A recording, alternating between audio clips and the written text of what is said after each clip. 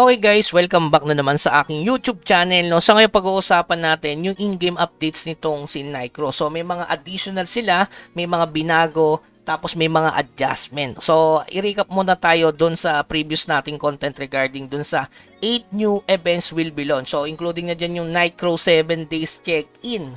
So yun, mag-ano ka lang, mag-check-in ka dito. New Tower of Trials, ayan, meron dyan bigay Meticulous, Dazzling, Guild Growth, ayan. Tapos advancement order, including yan, Nycro gear, enhancement, ito yung medyo mahirap. Tapos yung pang-anim, Nycro tail tip whistle enhancement order. Tapos yung kanilang dungeon event, syempre, LOP. Tapos yung pang-walo naman, yung nila itong World Battlefront Guaranteed Unique Reward Trap Event. So, ibig sabihin sa Kill the Bat of Chaos, kung nagmi-mini boss ka dyan, guaranteed na yung mga epic item, including na yung Frozen Tier, epic item, meron na talaga siyang drop. Pero random pa rin naman yung makukuha. Pero hindi kayo mabubuta. Okay, so hanggang halos 15 days yan bago mag-update after 2 weeks. So may pag-uusapan natin ano ba yung mga nangyari na dito sa game. So syempre unang-una dyan yung region merge for Asia 2 and Asia 3. Tower of Trials, syempre including yung Tower of Trials guys. Ito. So medyo mahirap to na. Regarding naman dito sa tips and idea, nandyan yung link sa baba. Tapos yung pang-apat naman nila, etong new guild dungeon which is mahirap talaga mga bossing. So yung regarding sa details nito, kung gusto niyo makita kung paano namin tinaray tapusin to, nandyan din yung link sa baba. So yung panglima naman, ayan, World Content Season 2 na, begins na mga bossing. Iba na yung kalaban namin dito. Ayan, sana peaceful mga bossing, baka naman. Tapos dito sa World Dungeon Masarta. Tapos dito guys, merong konting adjustment. Actually, malakas na adjustment talaga. So dito, pinalakas na yung monster. From level 49, in-adjust nila sa level 55. Pero take note guys, sabi dito, nag-increase na daw yung gold, pati yung XP. Malamang kasi tumaas nga yung yung level ng monster. So kailangan nyo na talagang mag-progress mga bossing. Tapos yung pang-pito naman nila, itong Guild Cave will be added. So sa Guild Cave guys, ayan, nandito, syempre kami lang ang pwedeng mag-design yan, na-enhance yan para mag-level. So, maganda yung stats niyan, guys.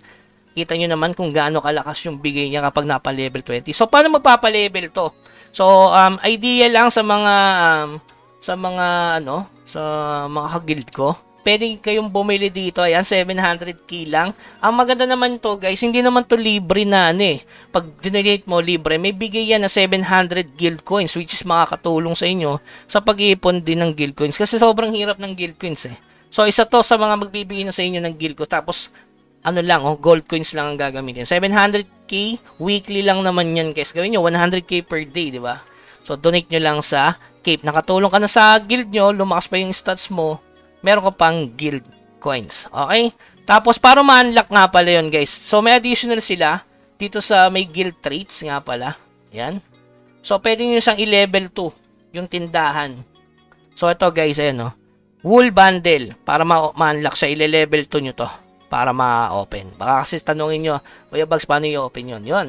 Tapos, yung panghuli, yung Epic Grade Gear Balance Adjustment. So, alam naman natin na sa mga Epic item, nilagyan na nila sa second gear. Ayan, pinalakas nila, nagkaroon ng basic damage. So yun, meron ding adjustment sa mga makaka-plus 9 ng weapon syempre. Lagi naman ganun talaga. Ang hirap nga lang to, syempre epic tapos ipa-plus 9 mo. Ayan, meron na dagdag dito guys, pati sa armor. Plus 5, plus 7 sa armor naman, may dagdag na lakas yan compare noon. Ayan, kita nyo naman. May dinagdag sila pati sa accessory na epic, So, kailangan plus 5. Medyo mahirap yun kasi mababasag, Talaga to si Nycro, So, yun yung mga updates nila. So, ano ba yung mga additional pa, guys? Including na, syempre, yung new season item, ayan. Baka makalimutan nyo, may bagong item dito. So, may nagtatanong kung magiging libre ba to. Magkakaroon ng libre niyan by next week siguro. Pamigay ni Nycro. Tapos, may bagong merchant dito, guys, ayan. Pioneer. Baka mawala yan. Nawawala to yung Pioneer badge. Baka ipunin nyo. Nawawala yan. Until November 5 lang siya, 2024. So, isingit ko lang din pala guys regarding do sa skill traits. Meron din nagdag doon. Kung di nyo napansin, ito. Number 2 na siya. Yan, kaya nagkaroon kami ng damage red 10. Pwede mong i-max, pwedeng i-ano nyo, i-set up nyo sa guild leader nyo, kausapin nyo kung ano yung palalakasin dito na mas priority. Para sa akin, unahin nyo yung mga PBE, kasi kailangan talaga yun mga bossing. So yung huli, ito, hindi ko alam kung nag-benefits pa sila dito. Gameplay improvement, syempre para dun sa mga 100 sword and 1 classes has been increased daw yung kanilang mga equipment. Tapos yung pangalawa, depth stat of House of Abyss and House of Burgundy armor has been increased by 1 yan. Pick some in-game typos. Okay? So, yun lamang guys. Keep grinding. Huwag kalimutan mag-subscribe sa ating channel. Pabookmark naman ng ating support link dyan. Baka naman. Hanggang sa muli. Paalam.